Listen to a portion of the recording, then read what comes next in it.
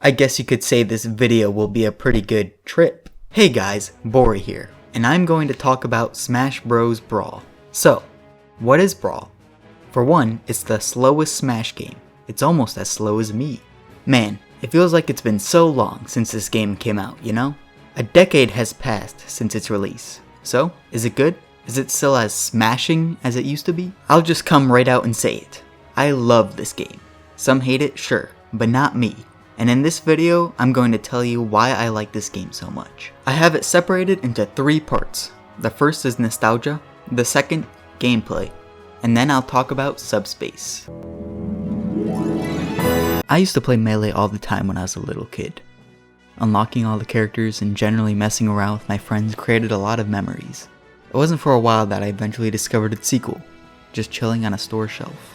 Honestly, this is the best box art I've ever seen. The explosive background and cinematic shots of these recognizable icons makes it stand out among all other kinds of box arts. As a little kid seeing this for the first time, I was in awe. I thought the characters were so cool, with their poses and such. The back of the box was even better. Mario's fire blast and those giant dogs were enough to get me hype. And then I saw it. Sonic the Hedgehog, the blue guy himself. I had never played a Sonic game before, but for some reason I was infatuated with this character. And now, he's in Smash. I was absolutely blown away by the characters in this game.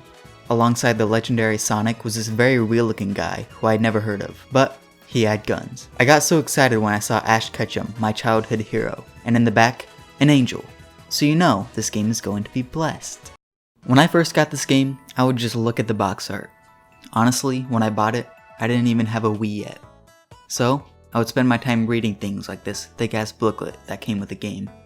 It showed off all the awesome new characters. Even though, at the time, I recognized barely any of them, I still appreciated their designs and the cool moves that were displayed in this piece of art. I didn't get a Wii until months after I had the game. During that time, I would take it to my cousin's house whenever I got the chance. They had all of the cool consoles, and, most importantly, they had a Wii. A lot of my memories of this game took place at their house. I remember unlocking all the characters and playing Subspace Emissary. I remember leaving the game at their house and making sure they didn't play it at all until I got back. Which, of course, they didn't. Fast forward to Christmas Day. Finally, I got my hands on a Wii. That Wii was a piece of junk. Running it for more than 5 minutes would cause it to go off like a jet engine.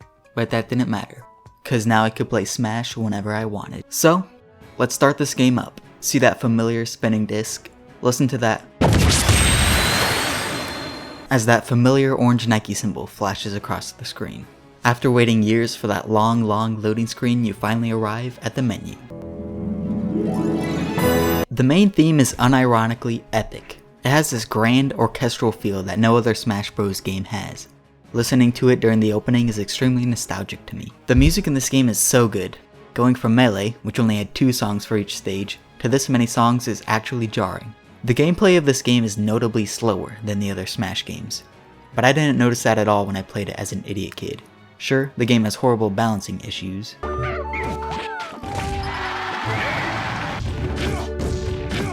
that stuff doesn't really matter when you're playing casually.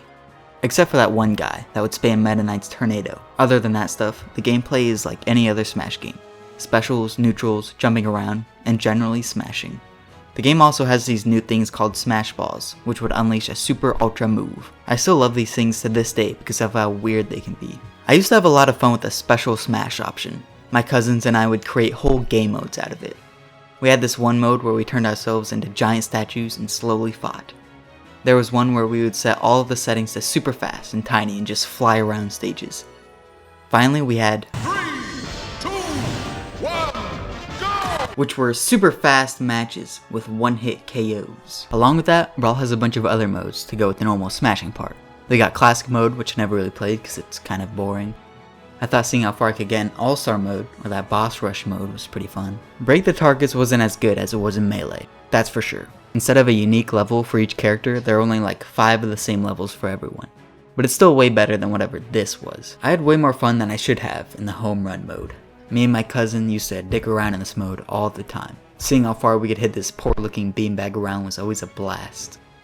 Brawl also has trophies as usual, along with stickers. No one cares about stickers, but the trophies were cool. The retro games were pretty neat. Brawl came with these short 1-minute demos of their classics. As a kid, I hadn't played any of them except for the N64 ones.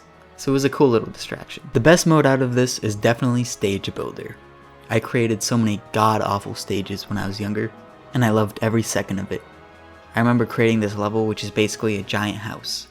I remember this level where you literally get stuck on a bunch of spikes forever. I remember creating this obstacle course in order to become the best spy ever. I had a level where the only point of it was to run through it as fast as possible, with Sonic music blaring in the background. Sure, some may say the Stage Builder is limited, but I had a good time using it.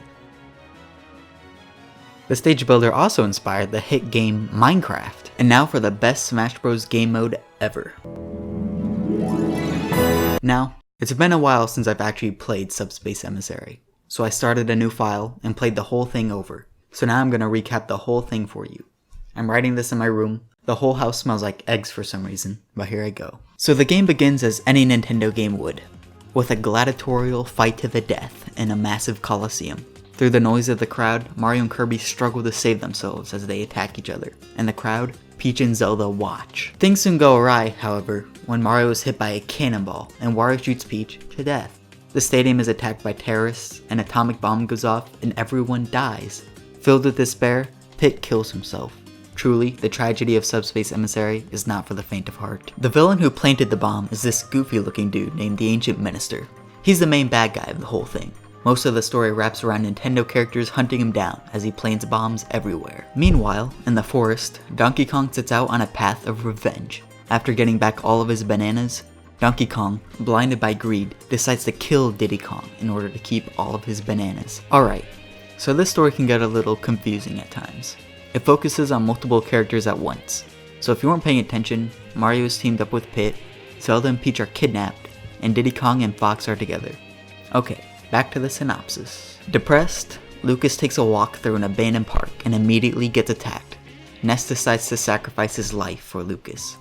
Even more depressed, blonde Jimmy Neutron looking ass then teams up with Pokemon Trainer to find the other Pokemon. And, as has become the norm of the tragic tale of Subspace Emissary, Luigi fucking dies. As a side note, I don't remember this part, but it's actually pretty screwed up. There's a cutscene of Pikachu getting actually tortured in order to power the enemy base. Playing this game again, it was very weird to see this in a Smash Bros. Game of all games. Anyway, Zelda is too slow and dies, and Link decides to kill Mario. You know, normal Nintendo stuff. But then, people team up, man. Seeing all these lovable characters coming together is awesome. King Dedede? More like King Dedede dead. After this, not a whole lot more of interest happens. Generally, more Nintendo characters show up and continue to chase after the Ancient Minister. Some of these duos, like Captain Falcon and Olimar, make really weird groups, so it's fun to watch unfold. It turns out the Ancient Minister was being controlled by an even greater force the whole time, and he burns to a crisp. Then, a whole lot of crazy shit goes down. There's an epic air fight, Ganondorf backstabs Bowser, but not before this blue guy, Taboo, backstabs the Master Hand, and then Taboo backstabs Ganondorf. Eventually, everyone dies. But, King Dedede has these special sticky things that let Luigi and Ness survive, and those two together are able to save everyone again. And soon the whole cast is teaming up to fight Taboo. Taboo is killed, the end.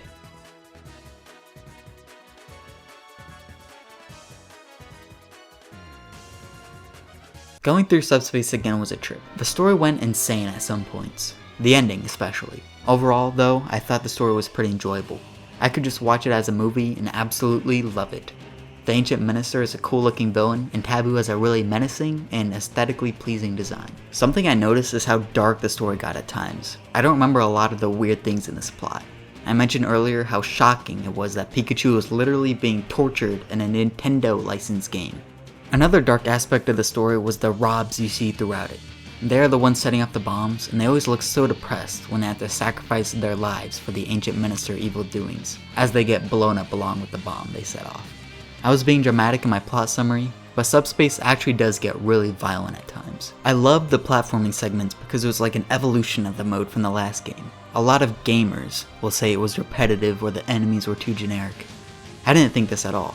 Sure, I would have liked it better if the enemies were actually Nintendo characters instead of these weird clouds or kissy things, but I thought their unique designs made them incredibly fun to fight against. I love the design of the Primid creatures especially. These are the guys you fight the most, and I love them so much. The gloves, boots, weird hats, bright red eyes, The way they clumsily walk around always puts a smile on my face. They are what I picture in my head when I think of Subspace Emissary. The bosses in Subspace Emissary are awesome. I still remember fighting Rayquaza for the first time and deciding that he would be my favorite Pokemon. Pokey from Earthbound scared the shit out of me. I mean, he just slowly walks toward you and I didn't even understand what he was at the time. The two Ridley fights are absolutely epic, and so is the PD Piranha fight.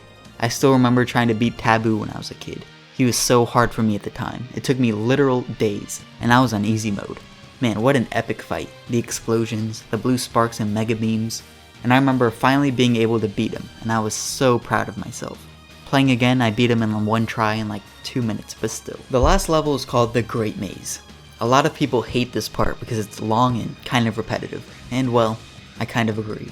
But I thought it was a fun way to mix up the gameplay a little bit as you go around this massive, sprawling level hunting down Nintendo characters. Playing Subspace with the second player is where the true magic of this legendary game mode comes into play. I have so many memories of playing with my friends, cousins, and my little brother. It's such a short, mindless game mode that you can just put on and play through in a couple of days. Overall, it only took me 5 hours to complete the Emissary, and I loved every second of it. So yeah, that's Smash Bros. Brawl. I have made this whole video and I realized there isn't much of a point to it. I guess I just felt strongly enough to want to spend 10 minutes gushing about it. All I know is, whenever I play that new Spirits mode in Ultimate, I want to throw up. It could have been as good as Subspace. Man, that would have been awesome. Instead, Nintendo wants to play with my heart. Even though the slowness of this game makes me want to down B off the map, Brawl will always hold a special place in my life. Thanks for watching. Hey, if you like this video, please subscribe. I promise the next video I make will be even better. I thought this game was called Smash Bros. Brawl as a kid.